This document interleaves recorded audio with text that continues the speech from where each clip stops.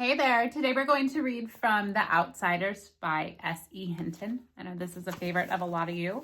I'm going to go ahead and start back at chapter 12. Just about the last, it actually is the last chapter of the book. So chapter 12, The Outsiders. The hearing wasn't anything like I thought it would be. Besides Derry and Soda and me, nobody was there except Randy and his parents and Cherry Valance and her parents and a couple of the other guys that had jumped Johnny and me that night. I don't know what I expected the whole thing to be like. I guess I've been watching too many Perry Mason shows.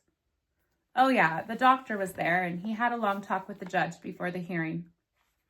I didn't know what he had to do with it then, but I do now.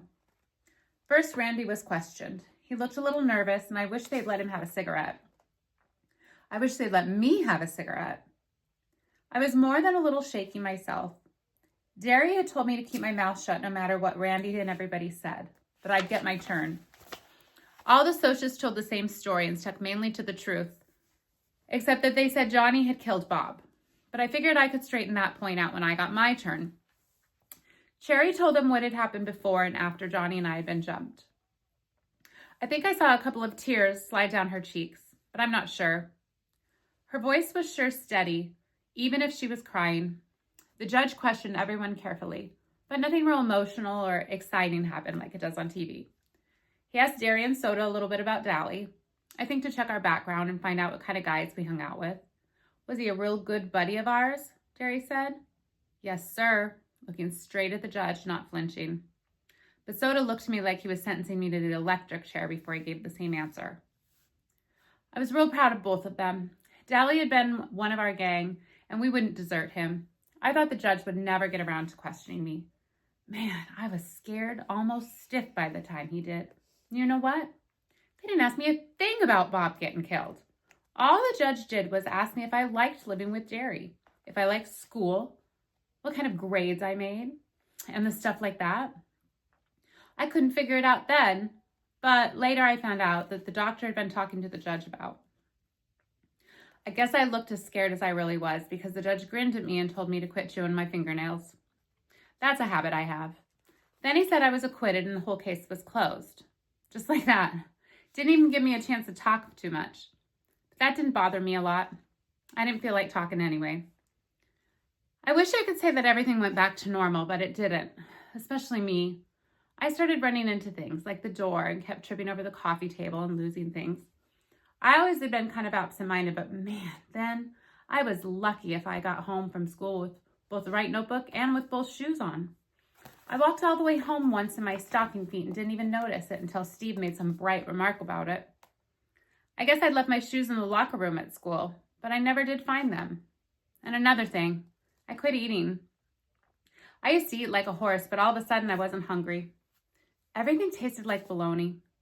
I was lousing up my schoolwork too. I didn't do too badly in math because Derry checked over my homework and that, and usually caught all my mistakes and made me do it again. But in English, I really washed out. I used to make A's in English, but mostly because my teacher made us do compositions all the time. I mean, I know I don't talk good English. Have you ever seen a hood that did? But I can write it good when I try. At least I could before. Now I was lucky to get a D on a composition. It bothered my English teacher the way I was goofing up. I mean, he's a real good guy who makes us think, and you can tell he's interested in you as a person, too. One day he told me to stay in after the rest of the class left. Pony boy, I'd like to talk to you about your grades. Man, I wish I could beat it up out of there. I knew I was flunking out of that class, but golly, I couldn't help it. There's not much to talk about, judging from your scores, Pony. I'll give it to you straight. You're failing this class right now, but taking into consideration the circumstances, if you come up with a good semester theme, I'll pass you with the C grade. Taking into consideration the circumstances? Brother, was that ever a way to tell me he knew I was goofing up because I'd been in a lot of trouble? At least that was a roundabout way of putting it. The first week of school after the hearing had been awful. People I knew wouldn't talk to me, and people I didn't know would come right up and ask about the whole mess. Sometimes even teachers. And my history teacher, she acted as if she was scared of me. even though I'd never caused any trouble in her class. You can bet that made me feel real tough. Yes, sir, I'll try. What's the theme supposed to be on? Anything you think is important enough to write about. And it isn't a reference theme. I want your own ideas, your own experiences. My first trip to the zoo. Oh boy, oh boy. Yes, sir, I said, and got out of there as fast as I could. At lunch hour, I met Two-Bit and Steve out in the back parking lot, and we drove over to a little neighborhood grocery store to buy cigarettes and Cokes and candy bars. The store was the Grease hangout, and that was about all we had ever had for lunch. The Socias were causing a lot of trouble in the school cafeteria, throwing silverware and stuff, and everybody tried to blame it on us Greasers. We all got a big laugh out of that. Greasers rarely even eat in the cafeteria. I was sitting on the fender of Steve's car smoking and drinking a Pepsi while he and Two-Bit were inside talking to some girls when a car drove up and 3 Socias got out. I sat there, looked at them, and took another swallow of the Pepsi. I wasn't scared. It was the oddest feeling in the world. I didn't feel anything. Scared, mad, or anything. Just zero. You're the guy that killed Bob Sheldon, one of them said. And he was a friend of ours. We don't like nobody killing our friends, especially Greasers. Big deal. I busted the end of my bottle and held onto the neck and tossed away my cigarette. You get back into your car or you'll get split. They looked kind of surprised, and one of them backed up. I mean it. I've had about all I can take from you guys.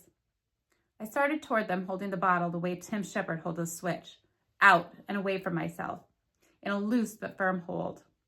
I guess they knew I meant business, because they got into their car and drove off. You really would have used that bottle, wouldn't you? Two-Bit had been watching from the store doorway. Steve and me were backing you, but I guess we didn't need to. You'd have really cut them, huh? I guess so, I said with a sigh. I didn't see what Two-Bit was sweating about. Anyone else would have done the same thing, and Two-Bit wouldn't have thought about it twice. Ponyboy, listen, don't get tough. You're not like the rest of us, and don't try to be. What was the matter with Two-Bit? I knew as well as he did that if you got tough and didn't get hurt, get smart and nothing can touch you. What in the world are you doing? Two-Bit's voice broke into my thoughts. I looked at him, picking up the glass. He stared at me for a second, then grinned. You little son of a gun, he said in a relieved voice. I didn't know what he was talking about, so I went on picking up the glass from the bottle end and put it in a trash can. I didn't want anyone to get a flat tire. And I'm going to stop there. It's about halfway, well, not even halfway through, but that's it today on Books with Budowitz.